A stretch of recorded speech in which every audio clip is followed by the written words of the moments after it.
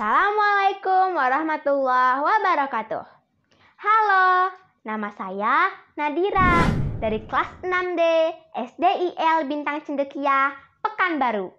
Nadira akan bercerita tentang kisah hijrahnya Rasulullah dari Mekah ke Madinah dengan tujuan untuk meninggalkan kampung kemusyrikan menuju suatu kampung keimanan.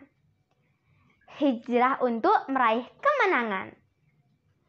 Sebelum kedatangan Nabi Muhammad, kota Madinah dikenal dengan nama Yastrib. Agama yang dianut penduduk Yastrib adalah Yahudi, Nasrani, dan Pagan. Yastrib memiliki dua kebudayaan, yaitu kebudayaan Arab dan Yahudi. Mereka berkembang dan menyebar sehingga memiliki kebudayaan tersendiri. Kedua bangsa ini berkembang menjadi beberapa suku atau kabilah, yaitu kabilah Aus, kabilah Quraisy, dan kabilah Yahudi.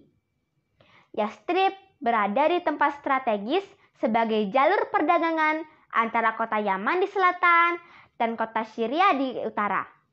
Daerah ini subur di sekitar kawasan yang tandus. Persawahan dan perkebunan menjadi sandaran hidup penduduknya. Penghasilan terbesarnya adalah kurma dan anggur. Peristiwa hijrah Nabi Muhammad menjadi tonggak penting dalam sejarah Islam. Dalam hijrah itu, Nabi bersama Abu Bakar As-Siddiq, sang sahabat terkasih, menempuh perjalanan panjang ratusan kilometer, termasuk bertahan 3 hari di Gua Sur, menuju tempat yang kelak berubah nama menjadi Madinah. Tahun-tahun menjelang hijrah itu, Nabi Muhammad kehilangan istri tercinta, Khadijah, disusul dengan meninggalnya sang paman sekaligus pelindungnya, Abu Thalib. Orang-orang Mekah pun semakin terbuka dalam menyerang Nabi. Pada malam hijrah, Nabi meminta Ali bin Abi Thalib untuk memakai mantelnya dan berbaring di tempat tidurnya. Kemudian, diam-diam, Nabi dan Abu Bakar berhijrah ke Yastrib. Ketika algojo kafir Quraisy datang, ia mengira bahwa Nabi masih tidur. Setelah tahu bahwa yang tidur adalah Ali bin Abi Thalib, mereka menyeretnya ke Masjid Haram dan menyiksanya lalu melepaskannya. Nabi dan Abu Bakar pergi ke arah selatan, arah yang berlawanan dengan para sahabat. Kemudian bermalam di Gua Sur sampai situasi aman. Ketika itu, kaum kafir Quraisy mengadakan sayembara dengan hadiah 100 ekor unta bagi yang dapat menyerahkan Nabi Muhammad. Berita tersebut sampai ke Surakah bin Malik. Dia pun bergegas untuk mengejar Nabi.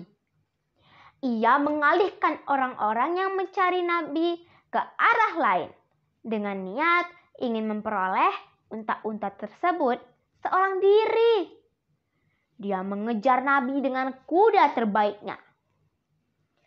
Ketika Nabi berada di hadapannya, tiba-tiba kudanya terjerembab sampai 3 kali. Ketika ia hendak memanah Nabi, tubuhnya tiba-tiba kaku. Sadar bahwa yang ia kejar bukan orang biasa, dia pun memanggil Nabi dan meminta maaf atas niatnya itu. Nabi memaafkannya dan memberinya hadiah. Setelah itu, Surakah pergi dan mengalihkan orang-orang yang hendak mencari Nabi, sampai akhirnya Nabi tiba di Madinah. Di Madinah, prioritas pertama yang dilakukan Nabi adalah membangun masjid.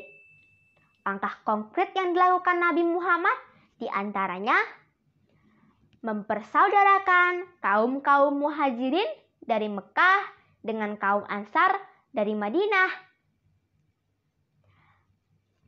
Langkah selanjutnya adalah bermusyawarah dengan para sahabat untuk merumuskan pokok-pokok pemikiran yang akan dijadikan undang-undang.